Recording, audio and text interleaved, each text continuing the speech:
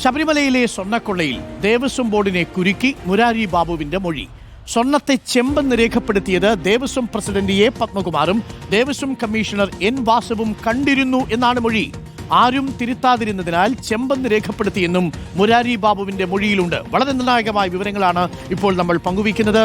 ദേവസ്വത്തിന് കുരുക്കായ മൊഴി ഇപ്പോൾ മുരാരി ബാബു നൽകിയിരിക്കുന്നു എന്നുള്ള വിവരം ഹരിമോഹൻ അറിയിക്കുന്നു.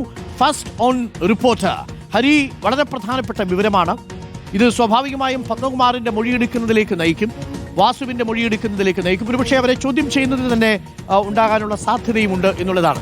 മുരാരി ബാബു ഈ സ്വർണ്ണപ്പാളി ചെമ്പ് പാളി അല്ലെങ്കിൽ ചെമ്പ് തകിടെന്ന് എഴുതിയത് ദേവസ്വം ബോർഡ് പ്രസിഡന്റ് കണ്ടിരുന്നു എന്നുള്ളത് ചെറിയ കാര്യമല്ല. അന്നത്തെ കമ്മീഷണർ കണ്ടിരുന്നു എന്നുള്ളത് ചെറിയ കാര്യമല്ല. മാത്രവുമല്ല, ദേവസ്വം വിജിലൻസിന്റെ റിപ്പോർട്ടിൽ തന്നെ ദേവസ്വം ബോർഡിനെ രക്ഷപ്പെടുത്താനുള്ള ശ്രമമുണ്ടായിരുന്നെങ്കിലും ഈ മൊഴി ദേവസ്വം ബോർഡിന് കുരുക്കായി മാറില്ലേ ഹരി? തീർച്ചയായിട്ടും വളരെ ഗുരുതര സ്വഭാവത്തിൽ തന്നെ കാണേണ്ടുന്ന ഒരു മൊഴിയാണ് മുരാരി ബാബുവിന്റെ ഭാഗത്തുനിന്നുണ്ടായത്. അതായത് കസ്റ്റഡിയിലെടുത്ത് മണിക്കൂറുകൾ നീണ്ട ചോദ്യം ചെയ്യൽ നടത്തുന്ന ഘട്ടത്തിലാണ് ഇത്തരത്തിലൊരു മൊഴിയിലേക്ക് മുരാരി ബാബു എത്തിയത് എന്നുള്ളതാണ്. അതിനകത്ത് ഏറ്റവും പ്രധാനപ്പെട്ട ഭാഗം എന്ന് പറയുന്നത് അന്നത്തെ ദേവസ്വം പ്രസിഡന്റായിരുന്ന എ പത്മകുമാർ ഈ കാര്യം കണ്ടിരുന്നു. അതായത് മുരാരി ബാബുവിനെതിരെ ഉന്നയിക്കപ്പെടുന്ന പ്രധാനപ്പെട്ട ആരോപണം അല്ലെങ്കിൽ കുറ്റം എന്ന് പറയുന്നത് ഈ മഹസറിൽ ചെമ്പുപാളികൾ എന്ന് എഴുതി എന്നുള്ളതാണ്. ആ എഴുതിയത് എ പത്മകുമാർ കണ്ടിരുന്നു. അന്നത്തെ ദേവസ്വം കമ്മീഷണറായിരുന്നു എൻ വാസുവും കണ്ടിരുന്നു എന്നുള്ളതാണ് പ്രധാനപ്പെട്ട ഒരു മൊഴിയായി പറയുന്നത്.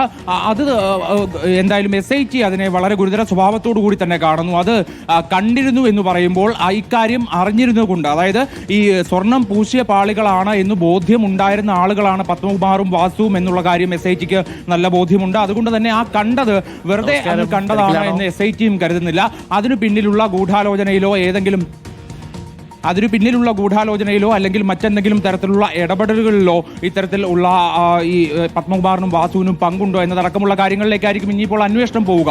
പക്ഷെ അതേസമയം തന്നെ മുരാരി ബാബു പറയുന്ന മറ്റൊരു മൊഴി തനിക്ക് നേരിട്ട് സ്വർണ്ണക്കൊള്ളയിൽ പങ്കില്ല എന്നുള്ളതാണ്. സ്വർണ്ണക്കൊള്ളയിൽ പങ്കില്ല, തനിക്ക് സാമ്പത്തിക ലാഭമൊന്നും കിട്ടിയിട്ടില്ല, അതൊരു ഗൂഢാലോചനയുടെ ഭാഗമല്ല എന്നൊക്കെ മുരാരി ബാബു ആവർത്തിച്ച് പറഞ്ഞെങ്കിൽ പോലും ഈ പത്മകുമാറും വാസുവും കണ്ടു എന്ന് പറയുന്നതിന് എന്തായാലും SITയുടെ തുടരന്വേഷണത്തിൽ വളരെ നിർണായകമായിരിക്കും ആ മൊഴി എന്നുള്ള കാര്യത്തിൽ സംശയമില്ല.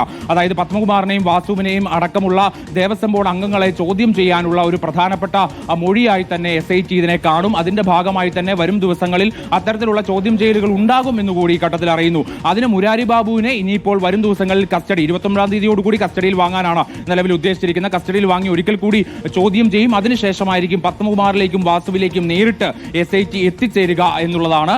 ഇതുവരെ ദേവസ്വം ബോർഡിനെതിരെ ആയിട്ട് ഒരു മൊഴി ഇത്തരത്തിൽ ഉണ്ണികൃഷ്ണൻ പോറ്റിയിൽ നിന്ന് ലഭിച്ചിട്ടുണ്ടായിരുന്നില്ല എന്നുള്ളതാണ് നമുക്ക് മനസ്സിലാക്കാൻ സാധിക്കുന്നത്. പക്ഷേ മുരാരി ബാബു അങ്ങനെയല്ല, കസ്റ്റഡിയിലെടുത്ത് മണിക്കൂറുകൾക്കുള്ളിൽ തന്നെ ദേവസ്വം ബോർഡിനെതിരായിട്ട് മൊഴി പറഞ്ഞിരിക്കുന്നു എന്നുള്ളതാണ്.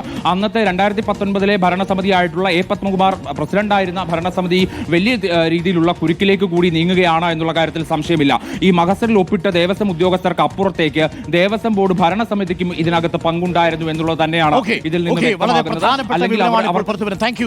ഹരിമോഹൻ, വളരെ പ്രധാന വാർത്ത. മുരാരി ബാബുവിന്റെ മൊഴി ഇപ്പോൾ ദേവസ്വം ബോർഡിന് കുരുക്കായി മാറുന്നു. സ്വർണ്ണപ്പാളികൾ ചെമ്പ് തകിടെന്ന് എഴുതിയത് ദേവസ്വം ബോർഡ് പ്രസിഡന്റായിരുന്ന എ പത്മകുമാറും അന്ന് കമ്മീഷണറായിരുന്ന വാസുവും കണ്ടു എന്നാണ് ഇപ്പോൾ മുരാരി ബാബുവിന്റെ മൊഴിയിൽ പറയുന്നത്. അങ്ങനെയാണെങ്കിൽ എന്തുകൊണ്ട് അവർ തിരുത്തിയില്ല?